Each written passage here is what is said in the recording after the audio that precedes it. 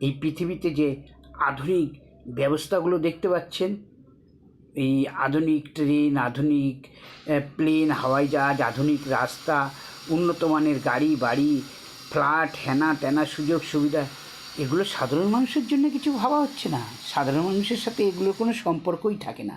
সাধারণ মানুষ এগুলো নিয়ে কোনো জীবনে ব্যবহারই করতে জানে না।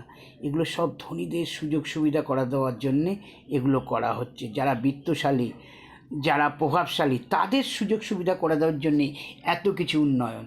এটা কিন্তু গরিবদের জন্য উন্নয়ন না। গরিবদের তো বেঁচে থাকার জন্য দুটো ভাত কাপড় দিতে হয়, এইটাই দিয়েই ওরা খুশি থাকে। এর থেকে বেশি কিছু না। বিলাসবহুল জীবন তো গরিবরা কোনোদিন, সাধারণ মানুষরা কোনোদিন জানেই না। আর সাধারণ মানুষের জন্য এগুলো হয় না। তাই সাধারণ মানুষদেরও একদিন জাগতে হবে যে কী করে ওই ধনী লোকদের থেকে সব কিছু আদায় করা যায়। এটাই চরম বাস্তব।